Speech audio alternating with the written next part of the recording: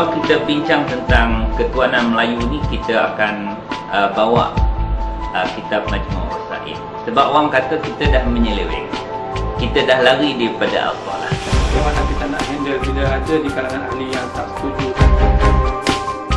Bila kita berbincang dengan kepimpinan gerakan Islam di Asia Tenggara ini, apa sebenarnya kepimpinan Islam nak bawa? Apa sebenarnya agenda yang nak dibawa? Sebab apabila sebut saja ketuanan Islam, ketuanan Melayu tu, sebahagian ahli Islam yang tergeli tak dengar. Bahawa adakah memperjuangkan bangsa Melayu satu satu?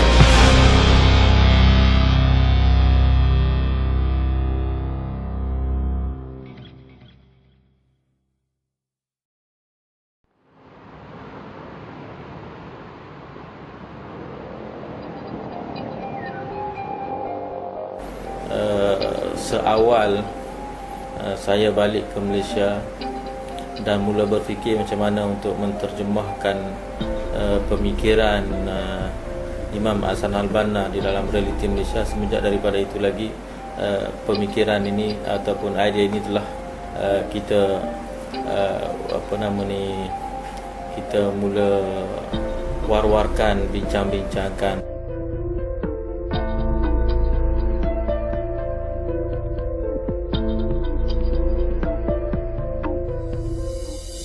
Sebenarnya tentang isu Melayu Islam, Islam Melayu ni, kami pihak JKP telah memikirkan agak lama sebenarnya. Penulisan idealisme daripada tokoh-tokoh Islam seperti Ustaz Abdullah Zaid, Akhi Aminuddin Yahya, kita akan tengok daripada awal lagi idea-idea tentang Melayu ni dah mula timbul. Bila kita tengok perbezaan-perbezaan pandangan yang berlaku di kalangan pimpinan orang Melayu Islam, maksud saya perbezaan ini bukanlah perbezaan segi politik, tetapi perbezaan dalam menangani isu-isu yang kita rasa common untuk semua umat Islam dan juga bangsa Melayu di negara ini.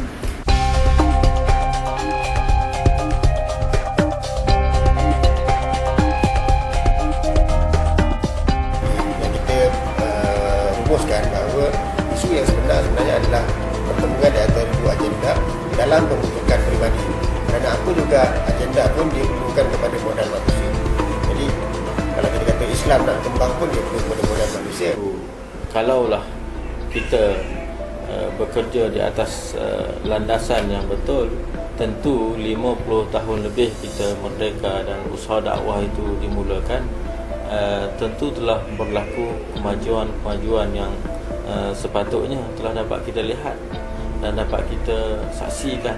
Kalau tengok dalam buletin ISMA, buletin tahun 2002, saya lupa, dah ada tulis tentang kisah tentang Islam dalam perjuangan Melayu.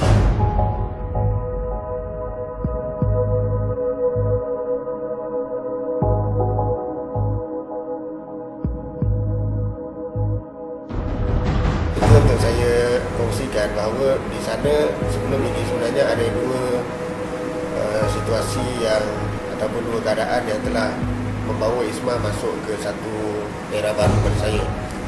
Yang pertama sekali iaitu apabila kita berjaya menukar nama NGO ni kepada Ikatan Muslim Malaysia, kalau sebelumnya Ikatan Sesuatu Muslim Malaysia. Kemudian yang kedua iaitu apabila kita berjaya untuk memohon agar ISMA mempunyai cawangan-cawangan. Kalau sebelum ini ia adalah bukan sebuah NGO berpusat.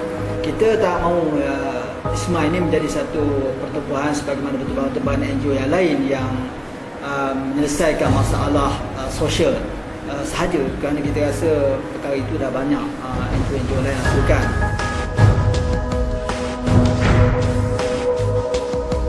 Presiden pada tahun 2007 dalam AGM yang ke-10, bila beliau memperkatakan tentang mari kita berfikir di luar kotak. Bermula dengan menyediakan ahli dengan berfikir di luar kotak, dan kita akan buat agenda kita sendiri, cara fikir kita sendiri dan sebagainya. Kita dalam JKP pun susah juga nak pakat pada permulaannya di atas agenda ketuanan Melayu ni.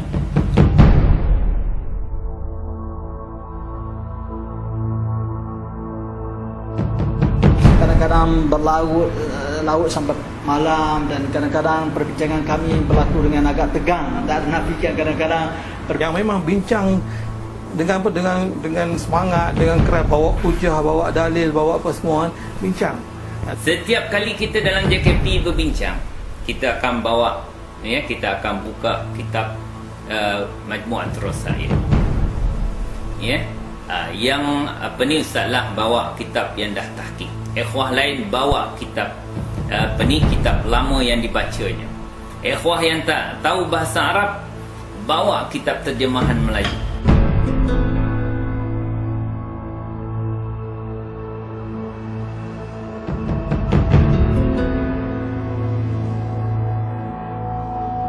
Akhirnya kita bersetuju untuk bawa isu-isu yang berkaitan dengan perkara-perkara ini kepada perbincangan yang lebih tersusun.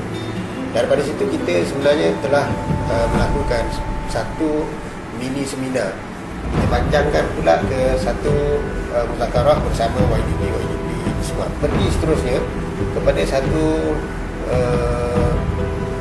muktamar Qiyadi ataupun muktamar kepimpinan ISMA. Jadi kita bentuk pula daripada situ satu tim yang kecil, lebih kecil daripada muzakarah tadi, lebih kecil daripada mini seminar tadi, terdiri daripada beberapa orang ahli ISMA. Kita kumpulkan lebih kurang dalam 10 ke 12 ataupun 13 orang.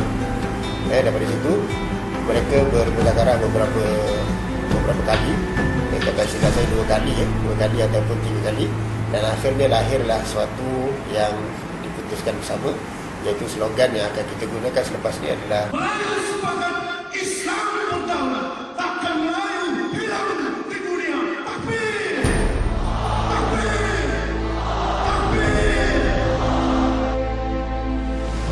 Saya yakin Melayu sepakat, Islam berdaulat akan memberikan satu keyakinan baru kepada ahli Islam, satu impak baru kepada ahli Islam dan perjuangan Islam itu sendiri. Dan dalam masa kita bincang tu ada lebih kurang 20 slogan yang kita letakkan. Dan slogan Melayu sepakat Islam berdaulat, kalau tak silap saya ingat dia dicadangkan oleh Timbalan Presiden. Ketika itu dia mengatakan Melayu sepakat Islam berdaulat. Melayu sepakat, Islam berdaulat. Ketuanan Melayu yang kita war-warkan, yang kita perjuangkan sekarang ini untuk menegakkan Islam di Malaysia ini, itulah yang as-salah. Inilah nasionalisme yang terpuji menurut Imam Al-Banna dalam kitab Majmu' Rasail. Melayu sepakat Islam berdaulat. Melayu sepakat, Islam berdaulat. Bila berlaku perbincangan yang panjang tentang Melayu sepakat Islam berdaulat ni, banyak sebenarnya yang kita dapat pelajari sebenarnya. Dalam perbincangan itu, orang yang berhujah, kita dapat menerima pandangan orang lain. Lepas tu kita boleh bertolak ansur dengan hujah-hujah orang lain. Dan kami belajar bahawa perkara paling penting adalah meletakkan dan tidak sentiasa meletakkan matlamat syarak ataupun matlamat syariat di dalam apa juga formatnya. Bagi saya, bila kita lihat bagaimana kita nak handle bila ada di kalangan ahli yang tak setuju tentang apa-apa yang kita bawa idea, daripada JKT ke, daripada Presiden ke, daripada Majlis Syura ke, mana-mana yang idea yang datang, kalau ahli tak setuju, pada kita rasa dia bawa untuk dan bincang.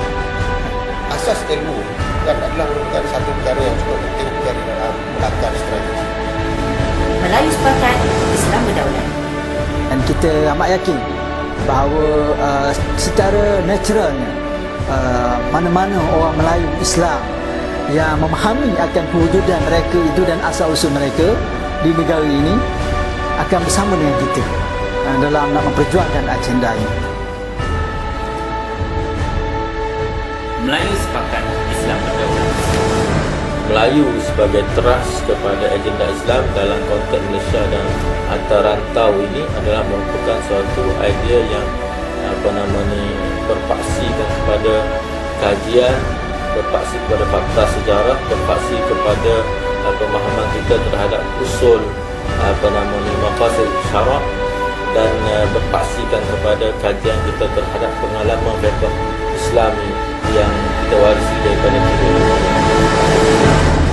Melayu sepakat, Islam berdaulat.